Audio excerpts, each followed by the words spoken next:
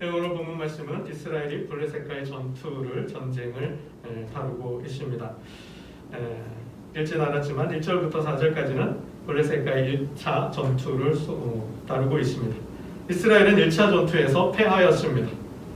그리하여 실로에서 법궤를 가져오게 됩니다. 전쟁의 패인이 법궤의 부재로 생각하였습니다. 법궤가 없어서 패했다고 생각하고 법궤를 가져왔습니다. 충분히 그럴 수 있는 상황입니다. 법궤의 능력이 있었기 때문입니다. 잘 아시는 것처럼 애굽에서 나온 이스라엘 백성들이 광야를 건너서 이제 가나안 땅 앞에 왔죠. 그 가나안을 들어가려면 여리고성으로 들어가려면 요단을 건너야 했습니다. 그때 이스라엘 백성들은 법궤를 메고 들어갔죠. 요단이 갈라졌습니다. 즉 법궤의 능력으로 이스라엘 백성들은 요단을 도하했습니다. 요단을 건넜습니다. 그리고 여리고를 정복할 때 법궤는 한몫을 했습니다. 이스라엘 백성들은 제사장들이 법궤를 메고 여리고성을 하루에 한 바퀴씩 돌았습니다. 그리고 7일째 되는 날에는 7바퀴를 돌았습니다. 그러자 여리고성이 무너졌습니다. 이스라엘의 역사에는 법궤의 역사가 있었어요. 1차 전투에서 패한 이스라엘 백성들이 법궤를 실로에서 가져올 수 있었던 것은 바로 그 역사, 요단도하와 여리고 정복의 역사가 있었기 때문에 법궤를 가지고 왔습니다. 그러나 그것은 그들의 착각이었습니다. 2차 전투에서 이스라엘은 보기 좋게 참패합니다.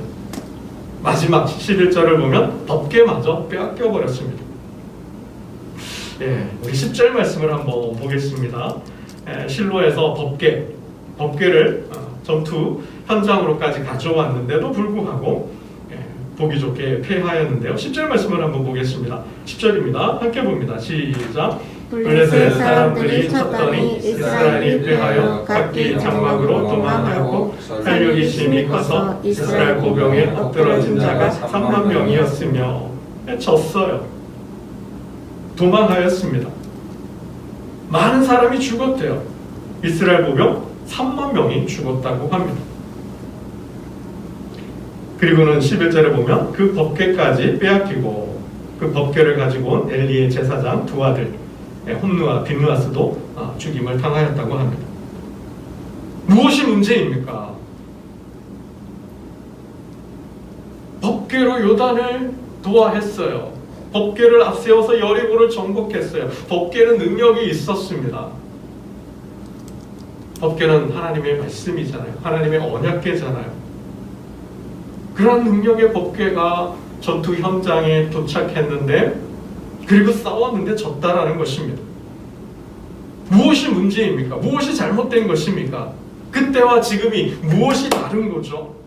그때는 역사가 나타났어요. 법궤를 맨 제사장이 요단물을 밟았더니 정말 강둑을 넘어설 만큼 가득했던 요단강이 벽을 이루고 이스라엘 백성들이 홍해를 건넜던 것처럼 마른 땅으로 건넜어요.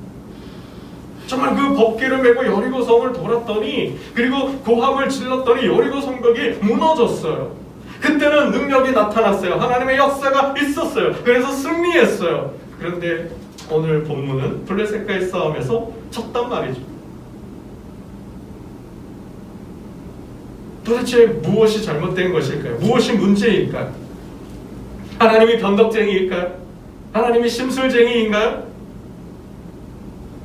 아니면 지금 하나님이 장난하시는 건가요? 그때는 우연이었을까요? 요단을 건너고 여리고성을 정복한 것이 우연의 사건이었을까요? 아니면 이도저도 아니면 하나님이 아니 계신 걸까요? 여러분, 이 사건을 블레셋과의 싸움에서 참패한 이 사건, 법궤가 함께 했음에도 불구하고 블레셋과의 싸움에서 참패한 이 사건을 우리는 어떻게 이해하고 어떻게 해석해야 할까요? 여러분, 그때는 하나님이 말씀하셨습니다. 그러나 지금은 하나님이 말씀 지금은 하나님의 말씀이 없어요. 하나님 말씀하지 않았어요. 가장 분명한, 가장 명확한 차이는 그때는 하나님이 말씀하셨다라는 거예요. 그러나 오늘은, 지금은 말씀하지 않았다라는 것입니다. 이게 차이예요. 이게 큰 차이입니다. 여러분, 요단을 앞에 놓고 이스라엘 백성들이 진영을 치고 있습니다. 하나님께서 여호수아에게 말씀하시죠. 제사장들을 부르고 그들에게 법궤를 매게 하고, 그리고 그들로 하여금 앞서가서 요단을 밟으라, 요단으로 들어가게 하라. 분명히 하나님 말씀하시, 내가 두려워하지 마라, 내가 너와 함께 할 것이다. 그리고 방법까지, 요단을 어떻게 건너는지 말씀해 주셨다는. 그때는 법궤가 뭐예요? 하나님의 임재였죠. 하나님의 함께 하심이었어요. 그러나 오늘 본문에 하나님 실로에 있던 법궤가 블레셋과의 전투 현장에 왔지만,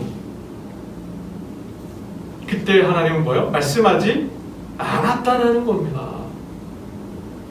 그때는 말씀하셨지만 지금 말씀하지 않았다라는 거예요. 그거 왜 가져왔어요? 사람의 생각이었다는 거예요. 인간의 생각이었다라는 거예요. 그때 하나님의 역사가 나타났으니까, 법궤가 능력을, 역사를 만들었으니까 오늘도 만들 것이다, 오늘도 그 승리를 가져다 줄 것이다 하는 생각이죠. 그건 하나님의 생각이 아니라 인간의 생각이었다라는 것입니다. 여러분, 4장 우리 3절 말씀을 한번 보겠습니다. 하나님의 생각이 아니라, 하나님의 말씀이 아니라 인간의 생각이었음을 4장 3절 말씀이 말해주고 있습니다. 4장 3절입니다. 함께 봅니다. 시작. 백성이 진영으로 돌아오매 이스라엘 장로들이 이르되 여호와께서 어찌하여 우리에게 오늘 블레셋 사람들 앞에 패하게 하셨는고, 여호와의 언약궤를 실로에서 우리에게로 가져다가 우리 중에 있게 하여 그것으로 우리를 우리 원수들의 손에서 구원하게 하자 하니. 여러분, 1차 전투예요. 블레셋과 1차 전투인데 패했죠? 왜 패했을까? 사람들이 생각해요. 이스라엘 장로들이 생각해요. 여호와께서 어찌하여 우리에게 패하게 하셨는고. 그리고 어떻게 해요? 생각을 해보니 법궤가 없다라는 거죠. 법궤가 없었다라는 거예요. 그래서 실로에서 법궤를 가져오게 합니다. 그래서 우리 원수들의 손에서 구원하게 하자. 법궤를 가져오게 했어요. 여러분, 이 싸움에서, 이 블레셋과의 싸움에서 하나님께서 말씀하셨나요? 법궤를 가져오라고? 아니죠. 말씀이 없었다라는 거예요. 아무 말씀이 없었다라는 거예요. 그냥 장로들의 생각이었다는 거예요. 인간의 생각이었다라는 거예요.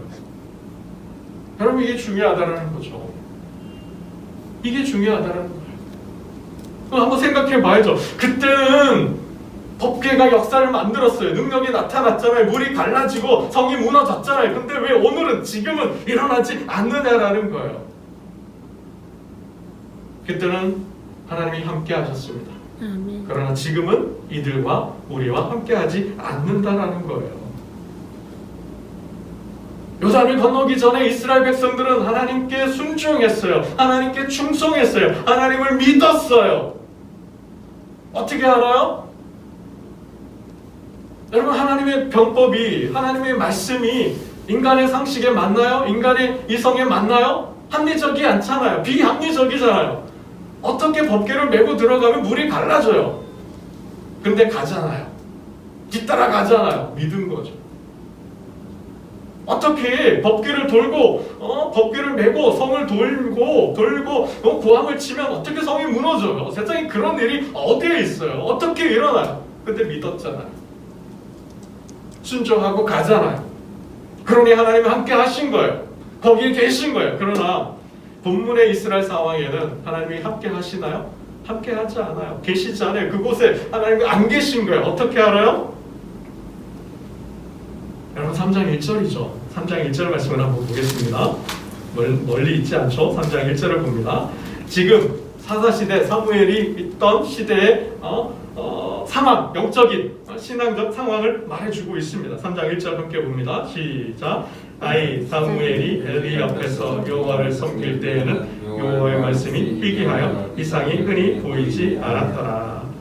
엘리의 눈이 점점 어두워 가서 잘 보지 못하는 그때에 제사장의 눈이 흐렸어요. 육체적인 눈뿐만 아니라 영적인 눈도 어려졌어요. 점점 어두워졌어요. 말씀을 들어야 될 사람이 말씀을 듣지 않아요. 하나님께 제사하고 예배해야 될 제사장이 예배하지 않아요. 그러니 하나님의 말씀이 없어요. 하늘을 닫아버리신 거예요. 이상이 역사가 없는 거예요. 하나님이 떠났죠. 여러분, 엘리 제사장의 손주 이가봇이 그 아들이 낳은 손주가 누가 이가봇이잖아요. 아들이 전쟁터에 나가 있는 사이에 며느리가 아이를 낳았잖아요. 근데 아이 이름을 어떻게 지어요? 이가봇. 하나님의 영광이 떠났다. 하나님의 영광이 떠났어요. 하나님 떠나신 거예요. 지금 하나님은 이스라엘 백성들과 함께하지 않는 거예요. 하나님은 그 블레셋 전투에 안 계신 거예요. 함께하지 않는 거예요. 저들은 하나님을 떠났어요. 하나님을 섬기지도 않으면서 지금 뭐 하고 있어요? 제사를 더럽혔잖아요. 홈리와 비누아스가 제사를 더럽혔잖아요. 저주받을 일을 했잖아요. 하나님을 믿지도 않으면서 하나님을 제대로 예배하고 섬기지도 아니하면서 저들은 뭐예요? 전쟁에 이기겠다고 법궤를 가지고 왔어요. 뭐요? 하나님을 이용하려 한 거죠. 법궤를 이용하려 한 거죠. 여러분, 우리의 신앙을 돌아보아야 합니다. 이게 우상화라는 것입니다. 첫 번째, 법궤가 왔음에도 불구하고 저들이 블레셋 사람들이 두려워했음에도 불구하고 이스라엘의 하나님이 이 전투 현장에 왔다고 두려워해서 오히려 두려워하지 말고 우리가 잘 싸우자 승리할 수 있다라고 이야기하는데도 불구하고 졌잖아요. 하나님이 함께하지 않음이죠. 이스라엘 백성들이 하나님을 우상화하였다는 것입니다. 그때는 하나님 계셨지만 지금 안 계신 거예요. 그때는 말씀하셨지만 지금 말씀하지 않는 거예요. 이스라엘 백성들을 하나님을 우상화하여서, 아니 법궤를 우상화하여서 하나님을 이용하려 든 거죠.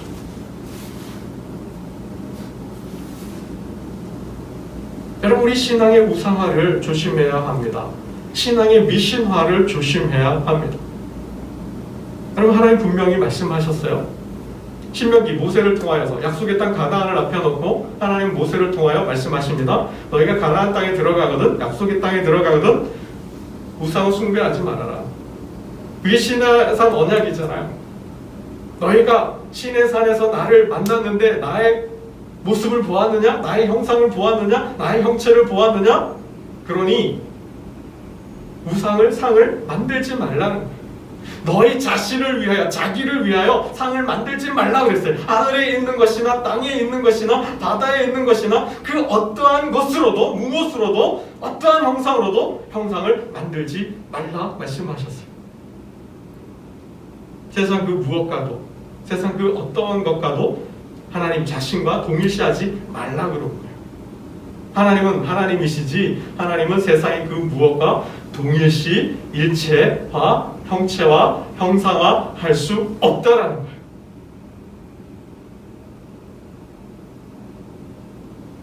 그걸 조심하라는 거죠. 그래서 하나님께서 아론과 그 이스라엘 백성들의 우상화를 경고하셨잖아요. 모세가 시내산에 올라서 하나님께로부터 율법을 받고 있는 동안 이스라엘 백성들이 모세가 내려오지 않으니 송아지를 만들고 춤을 추고 노래를 불러요. 섬겨요. 제사를 지내요. 하나님 분노하셨죠. 대노하셨죠. 그때 이스라엘 백성들이 송아지를 어떻게 불러요? 하나님이라고 불렀어요. 송아지를 만들어 놓고 이게 하나님이다 그랬어요. 출애굽의 하나님이라 그랬어요. 우리를 여기까지 인도한 하나님이라 그랬어요. 하나님 그러한 일이죠. 그러한 일을 하지 말라 그랬어요. 왜 우상을 만들었어요? 왜 송아지를 만들었어요? 두려워서, 불안해서. 하나님을 대신한 거죠. 여러분, 이러한 역사가 반복되었어요. 북이스라엘을 창업한 여로보암 왕이 단과 베델의 송아지 우상을 만들었죠. 그때도 왜 만들었어요? 두려워서. 하나님께서 함께 하시겠다고 말씀해 주셨는데도 불구하고 그는 두려워서 하나님을 대신할 상을 만든 거예요. 백성들을 두려워한 거죠. 백성들이 나를 버리고 나를 죽이고 다시 르호보암 왕에게 남유다로 돌아갈까봐 휴전선을 그어놓고 내려가지 못하게 선을 그어놓고 그리고 송아지를 만들어 백성들로 하여금 숭배하게 하였습니다. 결국 북이스라엘의 역사는 무상숭배의 역사로 끝나버리죠. 여러분, 이러한 신앙 행위를 하지 말라라는 거예요. 하나님은 하나님이시고 하나님이 만드신 세상은 세상인 거예요. 하나님은 그 무엇과도 동일시하거나 형상화, 형체화할 수 없다라는 거예요. 심지어 법계도 하나님과 동일시할 수 없다라는 거죠. 여러분, 하나님께서 태초에 하나님께서 세상을 만드셨어요?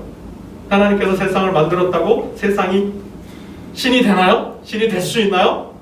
아닌 거죠. 하나님의 피조물인 거죠. 하나님께서 만든 것이죠. 하나님께서 만드셨고 그 작품, 그 세상 속에 하나님의 기운이, 하나님의 정신이 담겨 있다 한들 그 세상은 하나님의 작품일 뿐이지 하나님과 동일시 될 수 없다라는 거죠. 하나님이 아니라는 거죠. 이치는 똑같다라는 거예요. 여러분, 하나님께서 법궤를 만드시고 내가 약속의 장소로서 그 법궤 위에서 너희를 만나고 내가 너희에게 너희에게 말을 하겠다, 말씀하겠다고 해서 그 법궤가 두 천사가, 그룹 천사가 덮고 있다고 해서 그곳에 임한다고 해서 그 법궤가 하나님이 될 수 있느냐라는 거예요. 하나님이 될 수 없다라는 거죠.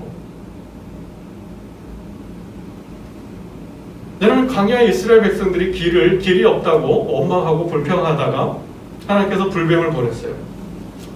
이스라엘 백성들이 죽어갔죠. 그때 이스라엘 백성들이 모세를 찾아와서 살려달라고, 구원해달라고 이야기죠. 하나님께서 모세에게 말씀하십니다. 놋뱀을 만들라 그랬어요. 그렇죠? 청동 놋뱀을 만들라 그랬어요. 보면 산다. 본 자는 살았어요.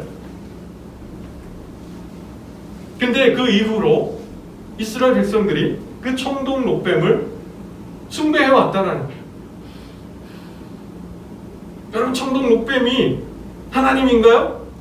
아니죠. 하나님이 아니죠.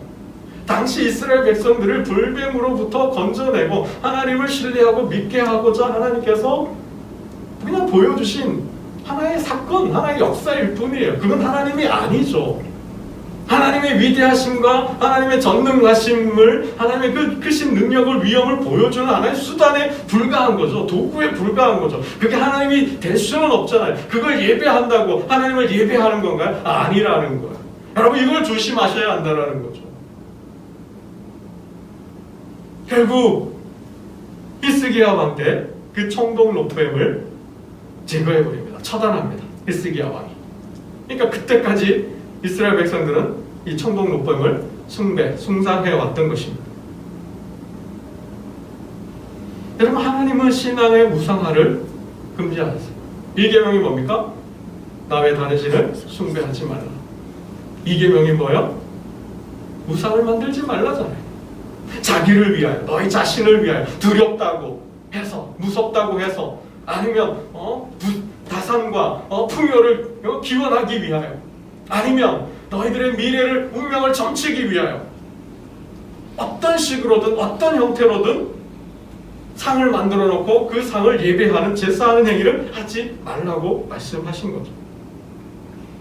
오늘 본문에 이스라엘 장로들과 이스라엘 백성들의 행위도 동일한 말씀이라는 것입니다. 동일한 행위라는 것이에요.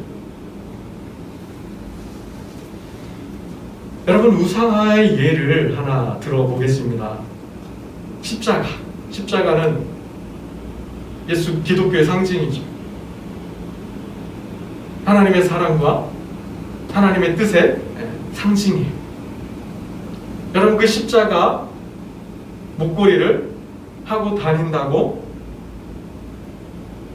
액땜하고 애군을 물리치고 저주를 물리치고 바에서 벗어나고 좋은 일이 일어날까요?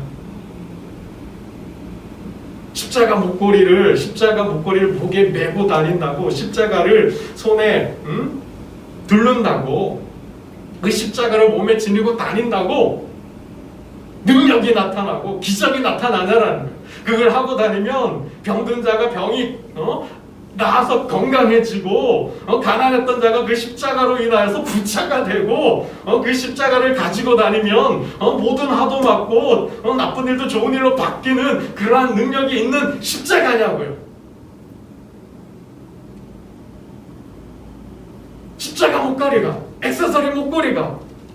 여러분, 그렇다면 모든 사람이 다 십자가 걸고 다녀야 되겠죠. 등에 지고 다녀야 되겠죠. 여러분, 십자가 액세서리를 하고 다닌다고 신앙이 좋은 건가요? 그러면 신앙이 좋아지나요? 그걸 메고 다니면 취업도 하고 승진도 하고 건강해지고 아이도 낳을 수 있나요? 그건 부족이죠. 그런 건 아니라는 거죠. 십자가를 예배하고 숭배한다고 하나님의 복이 임하는 건 아니라는 거죠. 여러분, 이거 조심해야 된다는. 여러분, 성경은 분명히 하나님의 말씀이에요. 그죠? 성경이 하나님의 말씀이니까 그 성경을 신주단지 모시면 복을 받을까요? 그 성경을 책상에 꽂아 놓지 않고 제단을 만들어서 성경책을 갖다 놓고 향을 피우고 음식을 차려놓고 제사를 지내면 복을 받느냐라고요. 성경책은 책인 것이죠. 십자가는 액세서리일 뿐인 것이죠. 그것이 하나님일 수 없다라는 거예요. 그렇죠? 여러분, 십자가는 그리스도의 사랑을, 하나님을 가리키죠. 성경은 뭐예요? 하나님을 가리키고 있다라는 거예요. 여러분, 손가락으로 달을 가리키고 있다고 해서 그 손가락이 달이 될 수 있는가요? 아니죠. 손가락은 손가락인 것이고 손가락이 가리키는 것, 지시하는 달을 보아야죠. 성경은 하나님을 가리키고 있다는 거예요. 하나님을 지향하고 있다는 거예요. 그 말씀을 통해 하나님께서 말씀하시는 뿐이지 하나님의 도구로 사용하시는 것이지 그 성경 자체가, 그 십자가 자체가 하나님이고 예수 그리스도는 일 수는 없다는 거예요. 그 자체가, 사물 자체가 복을 가져다 주는 건 아니라는 거예요. 여러분, 이것을 구별하고 분별하고 조심해야 합니다. 하나님께서 하나의 약속으로 말씀해 주신 거죠. 약속의 장소예요.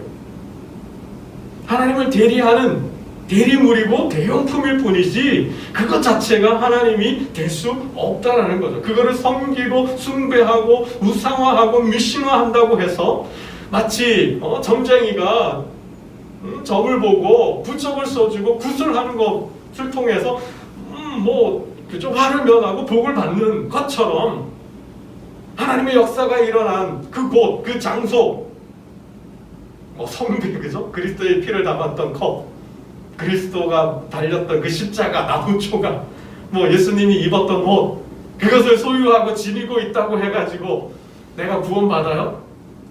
그런 건 아니라는 거죠. 그런 건 아니라는 거예요. 그쵸?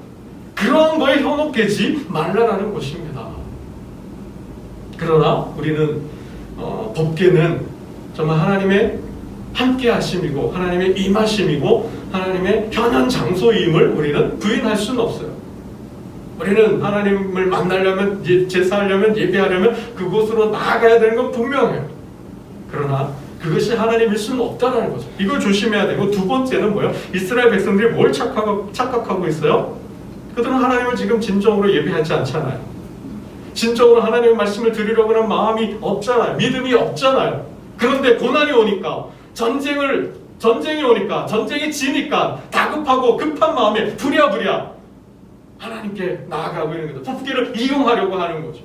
이러한 행위인 거죠. 이게 우상화이고 이게 미신화라는 말씀입니다. 여러분, 하나님은 십자가 목걸이를 목에 걸고 손목에 두르고 십자가를 몸에 지니고 다니면 복을 준다 말씀하지 않았어요. 하나님 그렇게 말씀하신 적 없어요.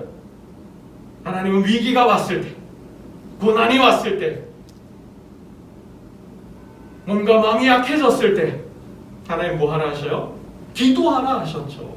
하나님은 기도하라 말씀하셨지, 말씀을 보라 하셨지, 예배를 드리라 하셨지, 그것을 하나님의 사용했던 도구들을 숭배하고 예배하고 섬기라고는 말씀하지 않았다라는 사실입니다.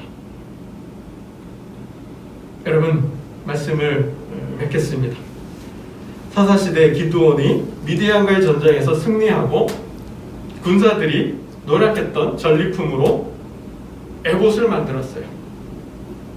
근데 성경은 이렇게 기록하고 있습니다. 이스라엘 백성들이 음란하게 위하였더라. 음란하게 위하였대요.